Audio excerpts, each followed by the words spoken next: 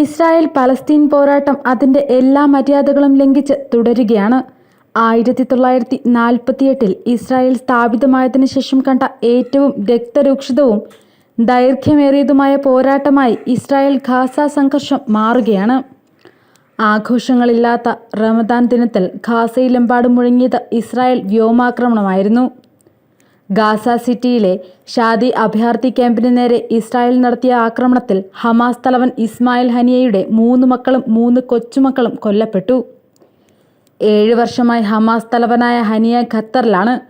മക്കളായ ഹസം, അമീർ, മുഹമ്മദ് എന്നിവർ ഇസ്രായേൽ ആക്രമണത്തിൽ കൊല്ലപ്പെട്ടതായി അൽ ജസീറ ചാനലിനു നൽകിയ അഭിമുഖത്തിൽ ഹനിയ സ്ഥിരീകരിച്ചിട്ടുണ്ട്.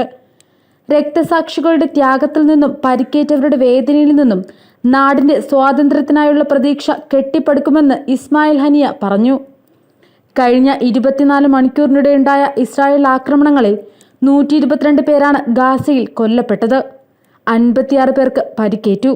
ഇതിനിടെ ഇറാനിൽ നിന്ന് ആക്രമണമുണ്ടായാൽ നേരിട്ട് തിരിച്ചടിക്കുമെന്ന് ഇസ്രായേൽ വിദേശകാര്യമന്ത്രി ഇസ്രായേൽ കാറ്റ്സ് സമൂഹമാധ്യമത്തിലൂടെ പ്രഖ്യാപിച്ചത് മേഖലയിലെ യുദ്ധഭീഷണിക്ക് ആക്കം കൂട്ടി. സിറിയയിലെ ദമാസ്കസിലുള്ള ഇറാനിയൻ കോൺസുലേറ്റ് ആക്രമിച്ചതിന് പ്രതികാരം ചെയ്യുമെന്ന് ഇറാന്റെ പരമോന്നത നേതാവ് ആയത്തുല്ല ഖമനായി ഈദ് പ്രഭാഷണത്തിൽ പറഞ്ഞിരുന്നു. അതിനിടെ ഇസ്രായേലിനെതിരെ അമേരിക്ക രംഗത്ത് വന്നത് ശ്രദ്ധേയമായി. ഗാസയുടെ കാര്യത്തിൽ ഇസ്രായേൽ പ്രധാനമന്ത്രി നെതന്യാഹു അബദ്ധങ്ങൾ ചെയ്തു കൂട്ടുകയാണെന്നാണ് US പ്രസിഡന്റ് ജോ ബൈഡൻ ആരോപിച്ചത്. 6-8 ആഴ്ച വെടിനിർത്തൽ തുടരണം. ഈ കാലയളവിൽ ഗാസയിൽ ഭക്ഷണവും ഔഷധവും മറ്റ് അവശ്യ സാധനങ്ങളും ലഭ്യമാക്കണം, ബൈഡൻ ഒരു അഭിമുഖത്തിൽ വ്യക്തമാക്കി. സൗദി, ജോർദാൻ, ഈജിപ്ത് ഉൾപ്പെടെയുള്ള രാജ്യങ്ങളോട് ഇക്കാര്യം സംസാരിച്ചതായും ബൈഡൻ പറഞ്ഞു. വെടിനിർത്തൽ ചർച്ചകളുമായി ഈ രാജ്യങ്ങൾ മുന്നോട്ടു പോകുകയാണെന്നും ബൈഡൻ വ്യക്തമാക്കി. ഗാസയിലെ ജനങ്ങൾക്ക് ഭക്ഷണം, ഔഷധം ഉൾപ്പെടെയുള്ള അവശ്യ സാധനങ്ങൾ നിഷേധിക്കുന്നത് ഒരു തരത്തിലും ന്യായീകരിക്കാൻ കഴിയില്ലെന്നും ബൈഡൻ അഭിമുഖത്തിൽ പറഞ്ഞു. നെതന്യാഹുവിന്റെ സമീപനത്തോട് ഒട്ടും യോജിപ്പില്ലെന്നും ബൈഡൻ തുറന്നടിച്ചു. അതിനിടെ കൂടുതൽ രാജ്യങ്ങൾ ഇസ്രായേലിനെതിരെ രംഗത്ത് വന്നിട്ടുണ്ട്. ഇസ്രായേലിനുമേൽ തുർക്കി വ്യാപാര നിയന്ത്രണം ഏർപ്പെടുത്തി. സിമന്റ്, ഇരുമ്പ്, ഉരുക്ക് തുടങ്ങിയ 54 വസ്തുക്കളുടെ കയറ്റുമതിക്കാണ് നിയന്ത്രണം. ഗാസയ്ക്ക് വ്യോമമാർഗം സഹായം നൽകാനുള്ള ശ്രമം ഇസ്രായേൽ തടഞ്ഞെന്നും അതാണ് വ്യാപാര നിയന്ത്രണം കൊണ്ടുവന്നതെന്നും തുർക്കി വ്യക്തമാക്കി.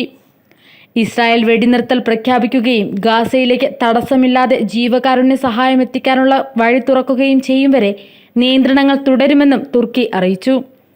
ഗാസയ്ക്ക് കൂടുതൽ സഹായം അനുവദിച്ചില്ലെങ്കിൽ ഇസ്രായേലിന് ഉപരോധം ഏർപ്പെടുത്തണമെന്ന് ഫ്രാൻസും മുന്നറിയിപ്പ് നൽകിയിട്ടുണ്ട്. വടക്കൻ ഗാസയിലേക്ക് 1.5 ലക്ഷം പേർക്ക് മടങ്ങിയെത്താമെന്നാണ് തങ്ങൾ മുന്നോട്ട് വെച്ച വെടിനിർത്തൽ നിർദ്ദേശങ്ങളിലൊന്നെന്ന് ഇസ്രായേൽ ഉദ്യോഗസ്ഥർ വ്യക്തമാക്കുന്നത്. ബന്ദികളിൽ ഇനി ശേഷിക്കുന്നവരുടെ പട്ടിക ഹമാസ് കൈമാറണമെന്ന ഉപാധിയിലാണിത്.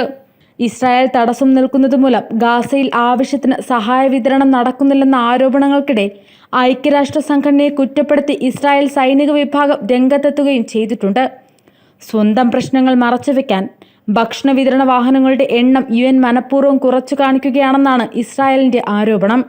അതിനിടെ തെക്കൻ ലെബനനിലെ നഖൂറ, യാരിൻ, അൽ അഷാബ് എന്നീ നഗരങ്ങളിലും ഇസ്രായേൽ വ്യോമാക്രമണം ഉണ്ടായിട്ടുണ്ട്.